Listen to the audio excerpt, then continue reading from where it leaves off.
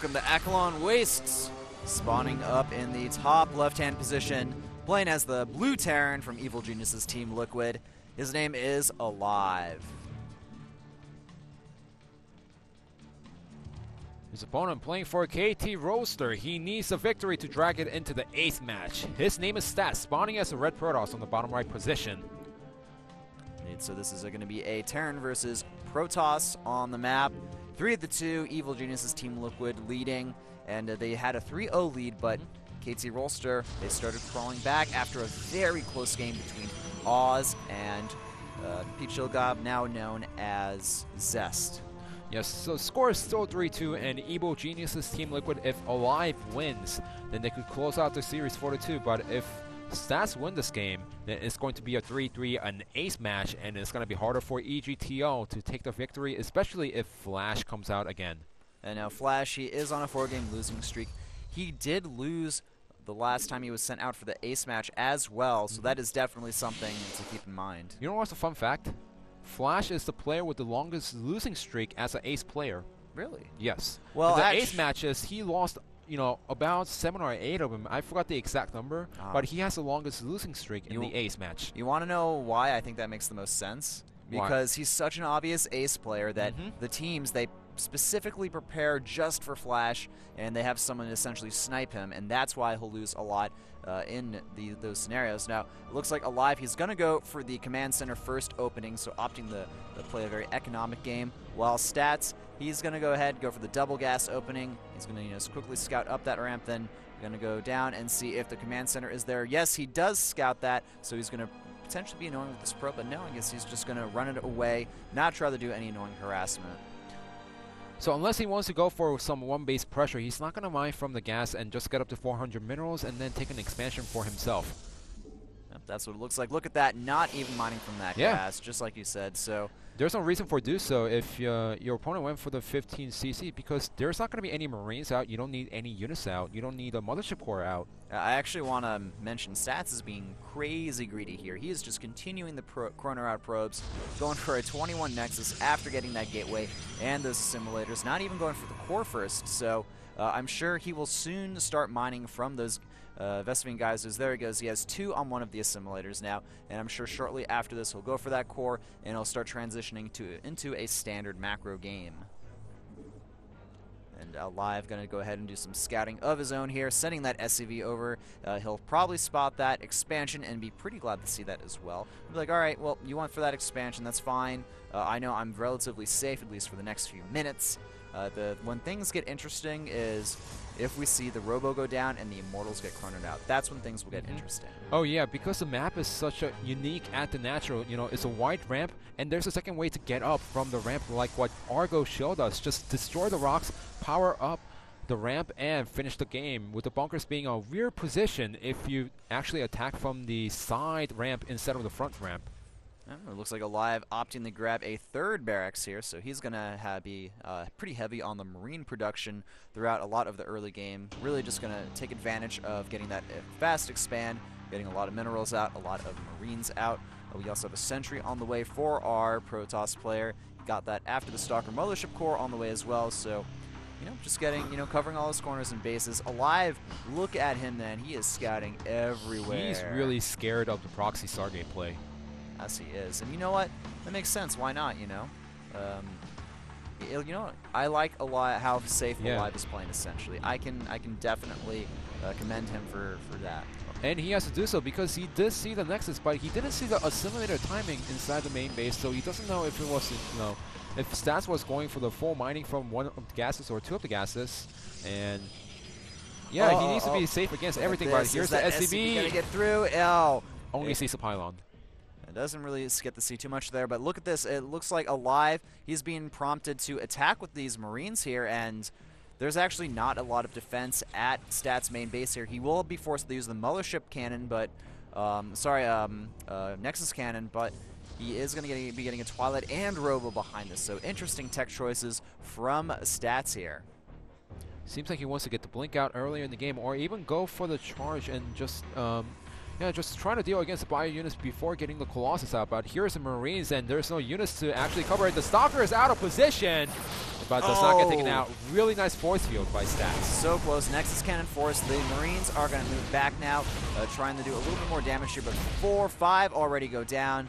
And, the force field is gone, but it looks like Stats, he just wants to try to bait his opponent out if possible. But Alive, he's going to back up now. He's just going to focus on researching Stim and improving his Marine count, getting that +1 as well. Dark Shrine on the way for Stats here.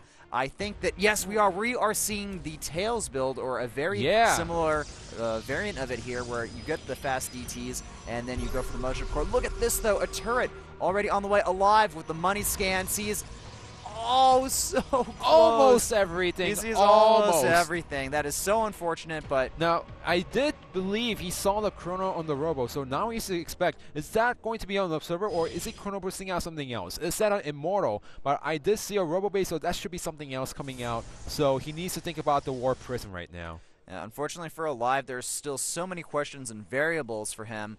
And the turret not even in the mineral line as well. He's only accounting for the DTs walking around, not the War Prism. Exactly, and that's one of the things that makes this build so powerful. Getting that War Prism for just DTs right where your opponent does not want them in your main mineral lines. Also getting the Mule out, that's going to hurt in the long run for our Terran player Alive, because he's not going to have any energy for the scans. Here comes a War Prism. The War Prism is moving across here. And no look at Alive. Energy. Alive doesn't have any energy. He doesn't have any type of units to respond to this threat here. And the Dark Templar, they're going to put Stats in an amazing position here. And but the Marines were Alive. They're actually able to get in the main base, killing off a lot of the units there. That sentry goes down, and that one Marine will also die, but... Okay, so neither player has any army, essentially, but the DTs, they're going to come in now, and they're going to be able to do a lot of damage to Alive here. He does scout it at the last second, but the turrets are too late, and all DT needs to do is snipe tons of SCVs. Where is the energy for the scans here? 2 DTs now in both mineral lines. Alive essentially not mining at all here. A lot of damage has been done. One scan going down, but Alive, he's accidentally targeting his command center down. This is a humongous mistake for him. And now he does target down the DT, but it's too late. Oh my god, that is the worst case scenario for Alive. Unfortunately for him. No units at the natural to snipe the DT. Alive is choking like no man has choked before here. Unfortunately for him, he has just put himself in a terrible position. Now 61 to 92 supplies. The upgrades, everything is looking so good for Stats now. And I cannot see Alive winning this game in any way, shape, or form after this devastating attack and the unfortunate response with accidentally targeting down that CC. So now, Alive, he will survive for now, but 5 minutes down the road, he will definitely not survive. He does see the robo base, so he should start making some... He also sees the Colossus, so his response should be getting some Vikings out. But he needs to get the Vikings out while getting tons of Bio Army out, while also trying to replenish his SCV. He needs to do 4 or 5 things at once, and it's going to be really hard for Alive to stay alive in the game. It's going to take more than a miracle for Alive to survive and come back into this game. Look at the worker difference, 40 to 57. Alive will have the triple CC economy helping him out there, but just the biggest issue is that he is so far behind in economy, in supplies, in army. Charge almost done. There's a lot of zealots there. There's the Colossi. Cannons even being built in that mineral line there. Stats is basically covering all his corners, and you know what? He can still DT drop whenever he wants. So Alive knows that he needs to do something critical. That's why he's going for the double medivac drop, but his opponent is already ready for against all of these drops, putting the cannon around the map, putting some zealots around the map. Nice decision by Alive here, using that Viking to chase away that War Prism. He should be able to eventually kill that off, and yet the War Prism, one more hit, and Alive, man, you're scaring me so much this game. All right, well, the War Prism will eventually get targeted down here, but as that Viking intercepts it, and now we have a double drop getting ready to go into the main base. The problem is Stats. He has the DT tech, and he's already bringing his units over here. Look at that, the Colossus. It is a little bit uncovered here, but still there's enough units. They're going to force this drop to get out of there.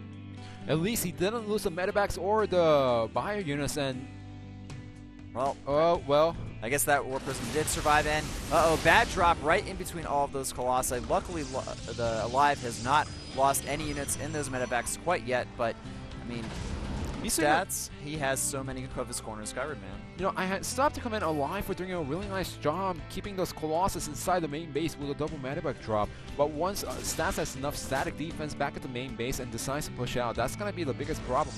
Is Alive have enough Vikings against the Colossus, and does he have answer against the charge loss and the better upgrades that his opponent has?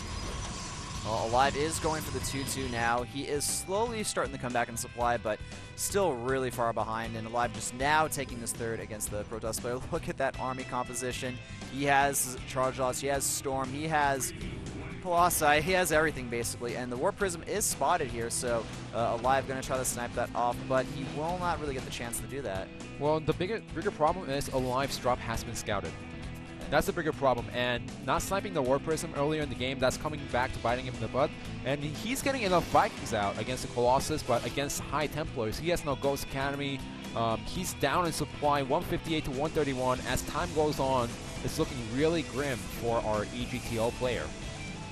Well, I mean, Alive, if he can somehow force a very favorable engagement and Stats just completely fumbles it, doesn't get any good storms off, maybe there's going to be a small chance, but you know, the upgrade-wise, Alive, he is at 1-1 while Stats is at 2-2. Both players going for their next level upgrades, but the supply difference is very obvious here, 170 to 134, and we have a drop in the main base here, but the Mothership Cannon doing a good job at getting rid of those units, and they're not going to be able to do anything. He doesn't have medevacs. That's going to be the biggest problem. He's getting the Vikings out against the Colossus, and these medevacs are out on the map trying to go for the harassment. That also means that he's going to have less army back at the main base. He's not going to have any medevacs. Look at this. He's making one medevac right now, which is not enough against this kind of army that Stats has, and this is going to be a slow death for our EGTO player. I wouldn't say a slow death, because now it looks like Stats moving in here, going excellent storms on the Vikings here, and the storms alone are going to pretty much kill that Bioforce, and a nice big storm going on that named Bioforce.